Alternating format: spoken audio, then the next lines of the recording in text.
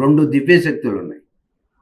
ఒకటి కామం, రెండవది కాలం. కాలాన్ని కామాన్ని జయించింది ఎవరండి? సాక్షాత్తు పరమేశ్వరుడే. ఎట్లా జయించాడైనా? కాలాన్ని జయించాడైనా. యముణ్ణి సైతం కూడా ఒక తన్నుదనేటప్పటికీ అంత దూరం పడ్డాడు. పరమేశ్వర అనుగ్రహించు అన్నాడు.